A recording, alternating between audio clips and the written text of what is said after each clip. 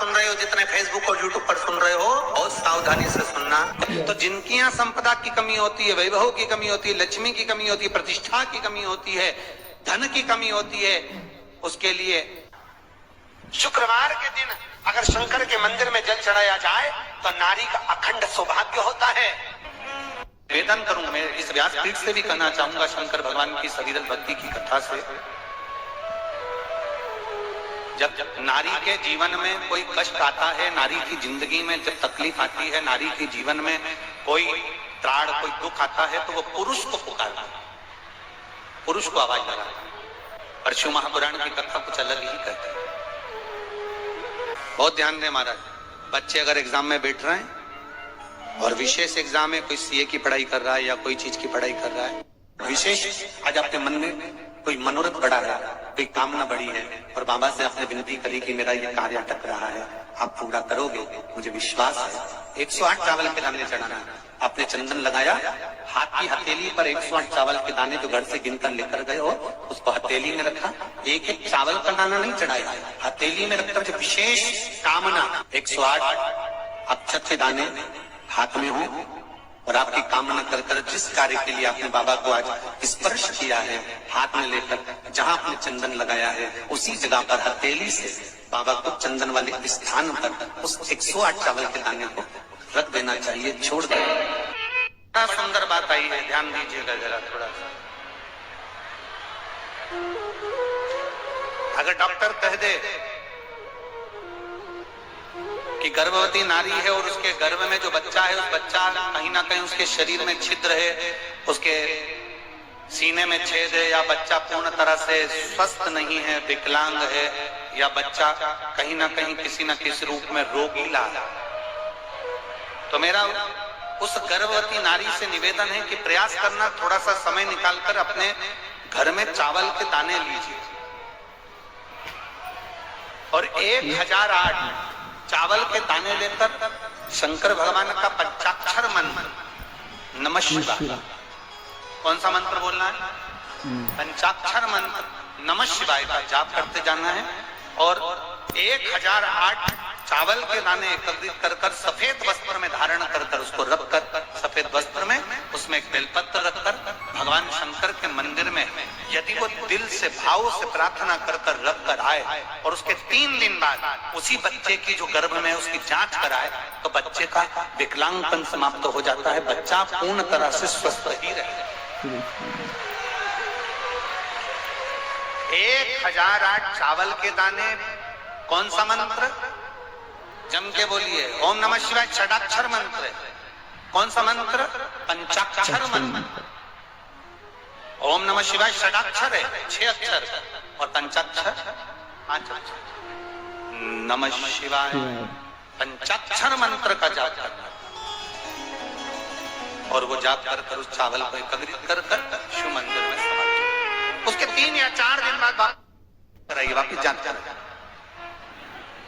और यदि एक बार में बाबा ना सुने तो दूसरी बार फिर करना, उसके बाद फिर जांच करना, बाबा से प्रार्थना करना। उस भगवान गणेश दौड़ कर आए भगवान शिव के पास। शंकर भगवान ने कश्यप ऋषि को देखा, कश्यप ऋषि गए और दुर्वा तोड़ कर लिया, दुर्वा लाकर गणेश जी को दी, गणेश जी ने दुर्वा चबाना चालू करी, अंदर जो अनलासुर था, भगवान शंकर की प्रसादी पाकर अनलासुर तृप्त हो गया, भगवान के पेट की जलन समाप्त हो गई। गणेश जी महाराज ने कश्यप ऋषि से कहा, सुनो कश्यप बाबा, आपने मुझे दुर्वा समर्पित करी है, ये दुर्वा जो मुझे देगा वो वैभव को प्राप्त करेगा, जो दुर्वा मुझे समर्पित करेगा उसके जीवन में रोग दूर हटेगा। शंकर भगवान कहते हैं, गणेश ये दुर्वा बुधवार के दिन, अष्टमी तिथि के दिन, जो अष्टमी बुधवार इस बार पड़ रहा है, उस दिन समर्पित करिए। इस दुर्वा का अलग अलग महत्व है।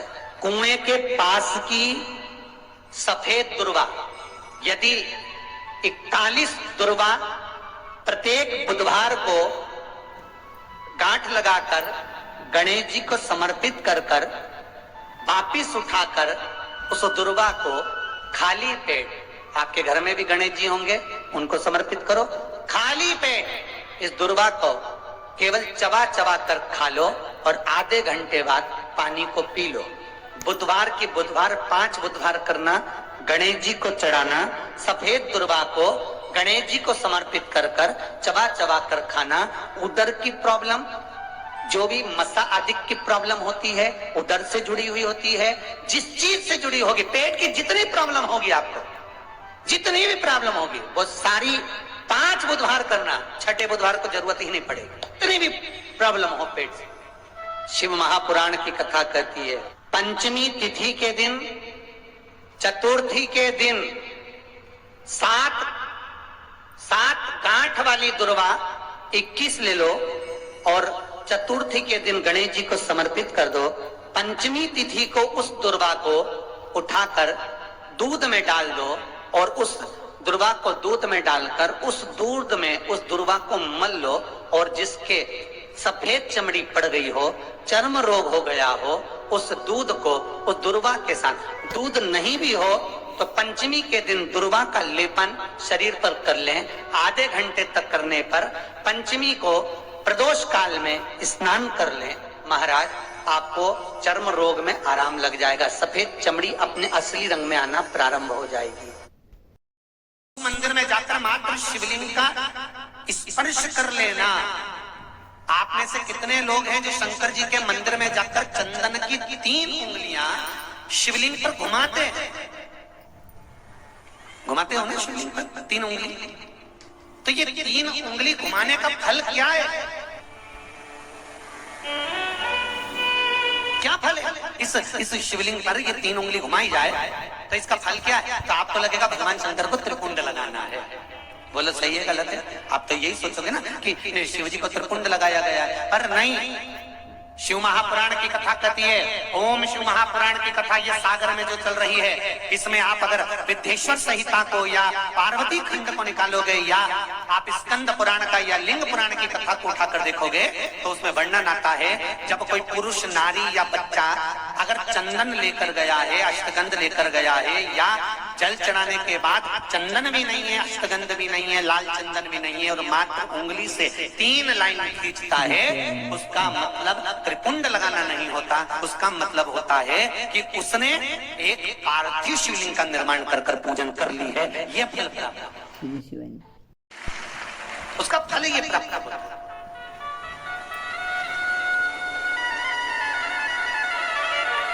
अब आप तो अभी तक सोचते थे कि हमने तो चंदन लगा दिया, हम तो भगवान को चंदन की लाइन खींची, हम भगवान को त्रिपुंड बनाकर आए। त्रिपुंड नहीं, भगवान शंकर को आपने त्रिपुंड लगाया वो अपनी जगह पर भगवान शंकर को जो आपने 3 लाइन खींची है, हाथ का जो स्पर्श कर कर घुमाया है, इससे पार्थिव शिवलिंग के निर्माण का फल प्राप्त हो जाता है।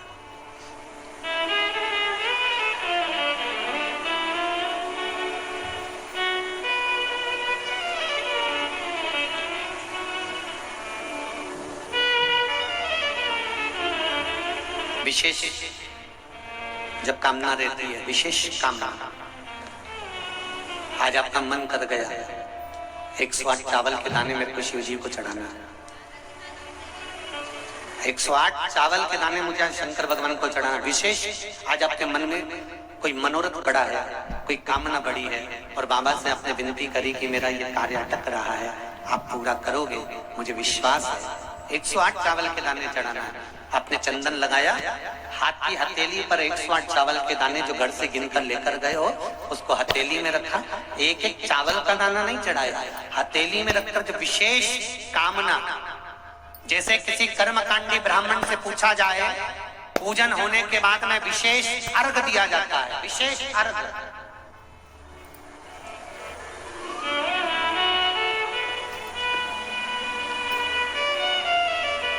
उसी तरह विशेष कामना के लिए एक पत्र में आया विशेष कामना का फल, किसी ने सुन लिया था कथा में। देखिए,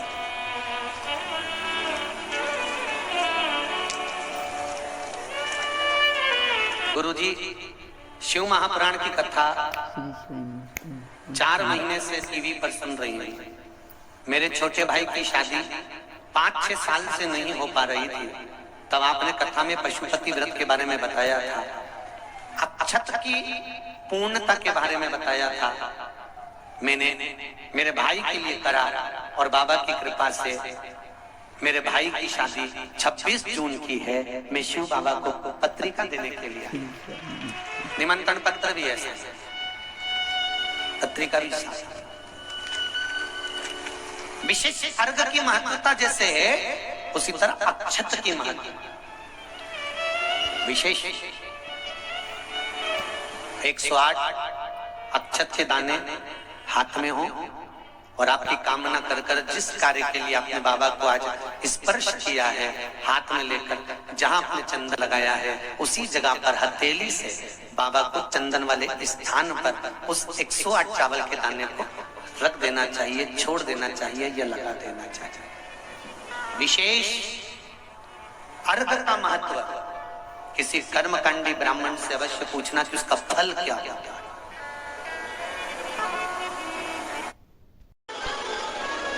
परमात्मा हमारे पास कब तक नहीं आता जब तक हमारा भरोसा दृढ़ नहीं होता। माता सती और माता पार्वती, माता सती और माता पार्वती, ये दोनों की कथा अगर आप ध्यान से सुनेंगे, स्मरण में लेंगे, तो माता सती और माता पार्वती की कथा अगर ध्यान से स्मरण में लेंगे तो आपके स्मरण में आएगा कि जितना विश्वास माता पार्वती जी ने शिव जी पर करा उतना विश्वास माता सती नहीं कर पाई। भरोसा, अगर सती मैया विश्वास कर लेती ना तो माता सती को जलकर भस्म नहीं होना पड़ता। अगर सती मैया विश्वास कर लेती तो सती माता के प्राण नहीं जाते। सती मैया ने शिव जी के वचन पर विश्वास नहीं करा और पार्वती जी ने जितना जितना भोलेनाथ जी बोले ना उतना उतना उनका भरोसा पक्का हुआ। जितना बोले, आप आए हो शिव महापुराण की कथा में लाखों की संख्या में पहुंचे हो, पूरे स्टेडियम में कहीं जगह नहीं है। जितने अंदर बैठे उससे ज्यादा स्टेडियम के बाहर हैं लोग, दुकानों के अंदर बैठे हैं, होटल पर बैठे हैं, गाड़ियों में बैठे हो। जितने स्टेडियम के अंदर है इससे ज्यादा रोडों पर ढेर खड़े हुए हैं लोग। क्यों आए हो आप लोग? एक विश्वास के लिए कि हम भगवान देवादिदेव महादेव की कथा को श्रवण करने के लिए जा रहे हैं और ये हमारा भरोसा कहता है, ये हमारा विश्वास कहता है, ये हमारी दृढ़ता कहती है कि मैं भगवान शिव की कथा तक गई हूं ना तो एक ना एक दिन मेरी दुख की घड़ी में मेरा महादेव भी मेरे पास खड़ा मिलेगा। ये विश्वास आपके भीतर जागृत हो गया, ये भरोसा आपके भीतर जागृत हो गया और ये विश्वास, ये दृढ़ता, ये भरोसा, ये मूल है सबसे। अरे मैंने तेरे ही भरोसे ओ बाबा, तेरे ही भरोसे हवा बिच उड़ती जावांगी, बाबा डोर हथों छड़ना में कटी जावांगी।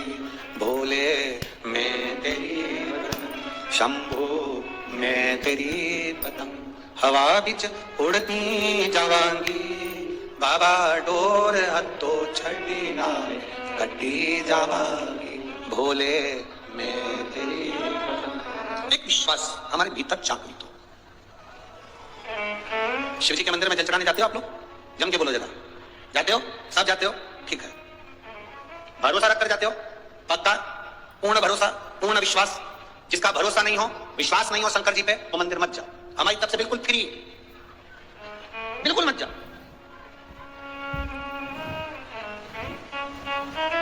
आज एक लड़का कह रहा था, गुरुजी हम बड़े दुखी हैं। हमने पूछा काहे को दुखी हो? हम बेरोजगार हैं।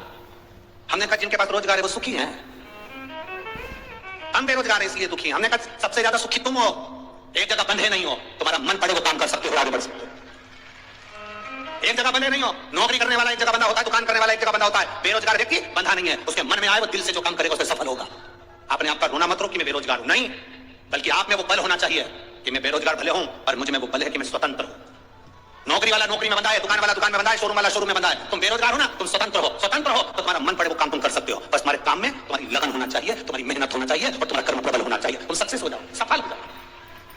हमेशा एक बात का रोना लेकर बैठ जाते हो, हम बेरोजगार हैं, बेरोजगार है। अरे तो क्या रोना, मेहनत करो, 50 काम कर सकते हो, एक जगह बंधे हुए नहीं हो, 50 काम कर सकते हो। आप भी स्वतंत्र हैं। जितने लोग आस्था चैनल पर कथा सुन रहे हैं, जितने फेसबुक पर कथा सुन रहे हैं, जितने भटिंडा की पवित्र भूमि पर, पंजाब की धरा पर, भूमि पर इस कथा को सुन रहे हैं, स्वतंत्र होगा। आपका विश्वास अंदर से दृढ़ है तो आप शंकर के मंदिर जाइए। आपका विश्वास दृढ़ है तो शिव जी को एक लोटा जल चढ़ाइए। विश्वास नहीं है बिल्कुल मत जा। तुम्हारा विश्वास ही नहीं तो परमात्मा मिलेगा कैसे? 4 दिन चलेगा, फिर बाद में कहा हमने तो गुरु जी के कहने पर करा था पर हमें तो कोई फायदा नहीं हुआ। जिनको हुआ उनके पर्चे ढेर सारे पड़े हुए, उनके पत्र ढेर सारे पड़े। विश्वास जागृत होना चाहिए, भरोसा। मानो तो मैं गंगा मां हूं, ना मानो तो बहता पानी।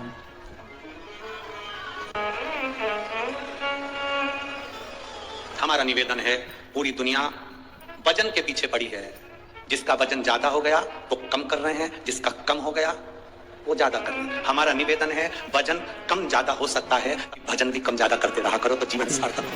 वजन अपनी जगह, एक विश्वास के साथ परमात्मा के मंदिर जाइए, विश्वास के साथ भगवान के दरवाजे पर जाइए। सती मैया ने भरोसा नहीं करा भगवान शंकर के वचन पर, पार्वती जी भरोसा कर ली पूरा, सती मैया भरोसा नहीं करी। भगवान शंकर ने सती से कहा ये मेरे इष्ट देव हैं जिनकी मैं कथा सुनकर आ रहा हूं। सती मैया को भरोसा नहीं हुआ, भगवान अपनी पत्नी के लिए रो रहे हैं। रामचरितमानस में लिखा, रामायण में वर्णन आया, कुंभज ऋषि के यहां से कथा सुनकर भगवान शंकर आ रहे थे। कुंभज जब कथा सुनने के लिए कुंभज बाबा के यहां गए थे, अगस्त्य ऋषि के यहां गए थे, तो अगस्त्य ऋषि ने हाथ जोड़कर भगवान शंकर और सती को प्रणाम किया था। सती मैया को लगा कि कथा वाचने वाला हमको प्रणाम कर रहा है। सती मैया को यह नहीं मालूम कि कथा वाचने वाला कथा सुनने वाले को प्रणाम करता है। हम भी यहां आते हैं तो आपके हाथ जोड़ते हैं, बोले जोड़ते कि नहीं जोड़ते? आपके हाथ जोड़ते क्यों? क्योंकि तुम सुनने वाले हो, हम वाचने वाले हैं। कथा वाचने वाले से बड़ा होता है कथा सुनने वाला, कथा वाचने वाले से बड़ा होता है कथा सुनने वाला, क्योंकि आप कथा सुनने के लिए आए हो, कथा श्रवण करने के लिए आए हो। और वाचने वाला और सुनने वाले में बहुत अंतर होता है। सुनने वाला कथा सुनने के लिए बैठता है तो जमीन पर बैठता है, और जो जमीन पर बैठता है, जिसके पास जमीन होती है, वो जमींदार कहलाता है। तो तुम सब जमींदार हो, जमीन पर बैठे। कथा वाचने वाला एक चौकी पर बैठता है, जमीन पर बैठे तो जमींदार कहला, और चौकी पर बैठे तो चौकीदार। अब जमींदार बड़ा कि चौकीदार बड़ा? बोलो बोलो, जम के बोलो जरा। जमींदार, जमींदार की मर्जी पड़ी, बैठा तो बैठा, नहीं तो चल दिया। चौकीदार कहां जाएगा? बैठे रहे। जमींदार की मर्जी, बैठा जब तक बैठा, नहीं तो जेब में से निकाल के। और जैसे महाराज जी ने भजन गाया, और जैसे महाराज जी ने कहा हार हार, ये तो जमींदार है ना, मर्जी है उसकी। श्री शिवाय नमस्तुभ्यम। हर हर महादेव। पूज्य प्रदीप मिश्रा जी ने आज कथा में बहुत ही अच्छे उपाय बताए हैं। पूज्य प्रदीप मिश्रा जी ने आज कथा में 108 चावल के दाने और 1001 चावल के दाने का प्रयोग बताया है। पूज्य प्रदीप मिश्रा जी ने बताया है कि अगर कोई गर्भवती नारी है और उसका बच्चा पेट में विकलांग है तो उसके लिए हमें 1008 दाने लेने हैं चावल के, और एक बेलपत्री लेनी है, और उसे एक सफ़ेद रंग के कपड़े में बांध देना है, और भगवान शिव के मंदिर में समर्पित करके उसे अपने घर ले आना है। ऐसा करने से जो हमारे पेट में बच्चा पल रहा है वो बिल्कुल स्वस्थ मिलेगा। और 3 दिन के बाद या सप्ताह के बाद अल्ट्रासाउंड करवा के देखें तो स्वस्थ मिलेगा। पूज्य प्रदीप मिश्रा जी ने शिव की महिमा के बारे में बताया है कि शिव किस तरह से हम पर कृपा करते हैं। पूज्य प्रदीप मिश्रा जी की कथा और उपाय बहुत ही अच्छे होते हैं। अगर आप भी इन्हें करना चाहते हैं तो प्लीज़ मेरे चैनल को लाइक, कमेंट और शेयर ज़रूर करिएगा। मेरा चैनल है धार्मिक वीडियो। श्री शिवाय नमस्तुभ्यम। हर हर महादेव। भगवान आप सभी की मनोकामना पूरी करे। इसी मनोकामना के साथ श्री शिवाय नमस्तुभ्यम।